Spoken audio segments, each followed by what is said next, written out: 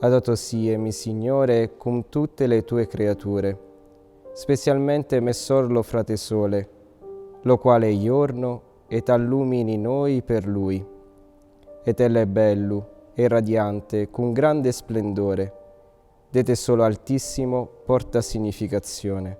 Laudato sì, mi Signore, per sora luna e le stelle, in cielo l'hai formate clarite, e preziose e belle. Written in an Umbrian dialect of Italian, the Canticle of the Creatures is believed to be the first work of literature written in the Italian language with a known author, Saint Francis of Assisi. It was born on the Laverna Mount in Tuscany, where Saint Francis had retreated into solitude to pray during a time of profound darkness.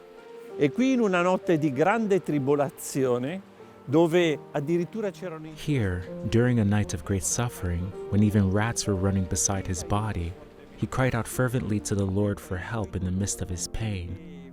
From that night of trial was born one of the greatest and most beautiful works to mark the dawn of Italian literature, one that also introduced to the world the sublime poetry of the Canticle of the Creatures. Ma hanno aperto nel mondo la grande poesia del Cantico delle Creature.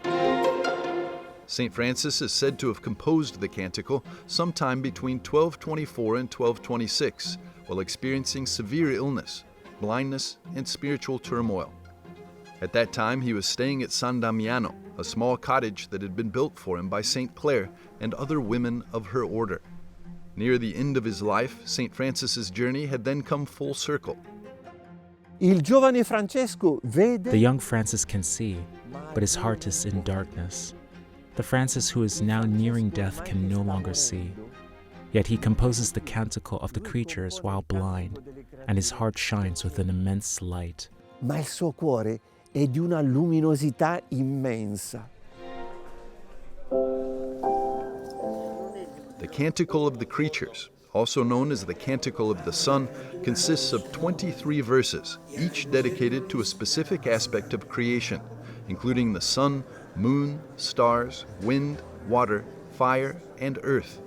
Avvicinare le creature, il sole. By drawing near to creation, to the sun, the stars, the wind, the fire, even death itself, and calling them brother, sister, and mother, Francis reveals his extraordinary insight. Creation is something familiar to me. E mi è familiare. The verses not only express gratitude and praise for the beauty and harmony of the natural world, emphasizing the presence of the divine within each element. Il messaggio grande è che Dio ci ha affidato. The great message is that, from the very beginning in Genesis, God entrusted humanity with the task of being guardians, called not only to protect, but also to cultivate the garden of creation. He also asked us to represent Him. Creation belongs to the Lord, and we are called to give it back to Him. This is a phrase very dear to Francis. We must return it better than we received it. Lo dobbiamo restituire migliore. St. Francis's deep love and care for creation, expressed in his famous Canticle of the Creatures, have inspired generations of popes and their social teachings. Especially since the end of the 19th century, when rapid industrialization and urbanization transformed the relationship between humanity and the natural world. Pope Francis placed particular emphasis on the human call to protect creation from the start of his pontificate, highlighting it in his inaugural Mass right after his election. È il custodire l'intero creato. It means protecting all creation, the beauty of the created world, as the book of Genesis tells us, and as St. Francis of Assisi showed us. It means respecting each of God's creatures and respecting the environment in which we live. Di Dio e per l'ambiente in cui viviamo. St. Francis inspired not only Pope Francis's encyclical letters, Laudato Si and Fratelli Tutti, but even the very name he chose as Pope. Celebrating the 10th anniversary of Laudato Si in 2025 under the theme Raising Hope for Climate Justice, Pope Leo once again stressed the importance of caring for creation. We cannot love God whom we cannot see while despising His creatures. nor can we call ourselves disciples of Jesus Christ without participating in his outlook on creation and his care for all that is fragile and wounded.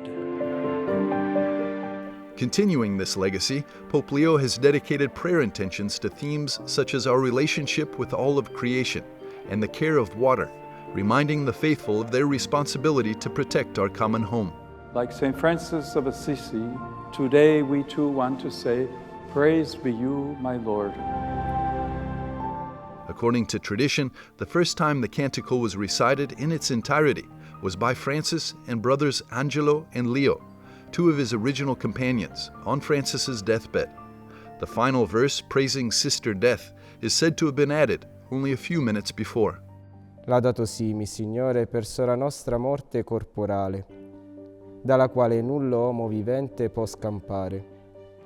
Guai a quelli che morranno nelle peccata mortali, beati quelli che troverà nelle tue santissime volontati, che la morte secunda non farà male. Laudate et benedicete, mi Signore, e ringraziate, e serviateli con grande umilitate.